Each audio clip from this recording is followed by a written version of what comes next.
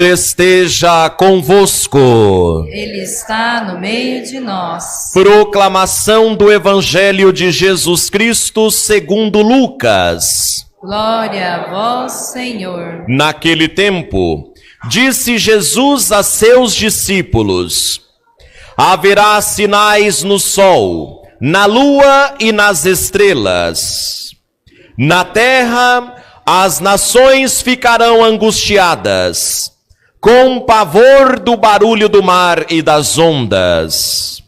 Os homens vão desmaiar de medo, só em pensar no que vai acontecer ao mundo, porque as forças do céu serão abaladas. Então, eles verão o Filho do Homem, vindo numa nuvem, com grande poder e glória. Quando estas coisas começarem a acontecer, levantai-vos e erguei a cabeça, porque a vossa libertação está próxima. Tomai cuidado, para que vossos corações não fiquem insensíveis por causa da gula, da embriaguez e das preocupações da vida. E esse dia não caia de repente sobre vós, pois esse dia cairá como uma armadilha sobre todos os habitantes de toda a terra. Portanto, ficai atentos e orai a todo momento, a fim de terdes força para escapar de tudo o que deve acontecer e para ficardes em pé diante do Filho do Homem. Palavra da salvação. Glória a vós, Senhor. Que a palavra de Deus, o Evangelho que nós acabamos de ouvir, perdoe os nossos pecados. Em nome do Pai, e do Filho e do Espírito Santo. Amém. Pode sentar um pouquinho, por favor. Amados irmãos e irmãs, presentes na paróquia Santo Antônio, e a você, meu irmão, a você, minha irmã, que nos acompanha pelas redes sociais, reza conosco nesta Santa Missa. A Igreja inicia neste final de semana o novo ano litúrgico. Terminamos esta semana o ano litúrgico B e hoje iniciamos o ano litúrgico C.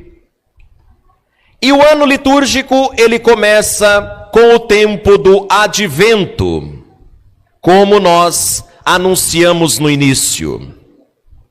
A palavra advento vem de adventum, que significa alguém vem ao nosso encontro. Quem é que vem ao nosso encontro?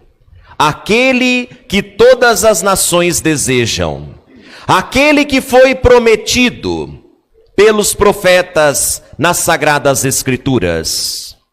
Como nós ouvimos na primeira leitura, o grande profeta Jeremias dizendo que o Senhor estará fazendo uma grande justiça, nos enviando, e esta justiça dará a ele o título, o Deus da Justiça, o Deus que vem ao encontro da humanidade para dar a todos a dignidade de filhos de Deus. Sobretudo, a justiça contra os que são oprimidos, os pobres e os explorados. Então o Senhor vem ao nosso encontro, e todos os anos celebramos o Natal. Dia 25 de dezembro, data fixa do Natal, festa solene do nascimento de Jesus. Então, estamos já a partir de hoje nesta preparação espiritual para a chegada do Salvador. E por isso, o presépio nos recorda a primeira vinda de Cristo. Ele se revestiu da nossa humanidade e nasceu por meio de Maria. Então a primeira vinda de Cristo já aconteceu. E exatamente agora, no Natal, nós iniciaremos com toda a igreja o ano jubilar, por causa do ano de 2025. A cada 25 anos, a igreja declara Ano Santo, em honra ao nascimento de Cristo. Então, este ano agora, de 2025, o Papa Francisco abrirá em Roma a Porta da Misericórdia, que simbolicamente é a graça de Deus, é o ano da graça de Deus, por causa dos 2025 anos do nascimento do Divino Salvador. Então estamos já, a partir de hoje, nos preparando para o Natal.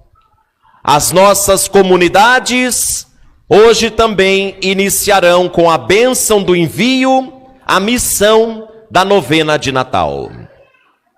Mas a esperança da igreja, além de celebrar o Natal, que é a primeira vinda do Cristo, espera que ele volte ao mundo. E nós usamos este termo teológico de parousia. O que é a parousia? É a esperança da igreja de que o mesmo Jesus que veio a primeira vez, ele subiu aos céus depois da ressurreição e se assentou à direita do Pai. Mas ele prometeu que voltaria. E ele voltaria não mais lá no presépio, lá em Belém, no meio dos animais. Agora, a segunda vinda de Cristo, ele virá glorioso, revestido de glória, poder, majestade e esplendor, sobre as nuvens. E ele convocará toda a humanidade diante dele para o julgamento, onde ele separará os bons dos maus, aqueles que de fato viveram a sua palavra e aqueles que desprezaram a sua palavra.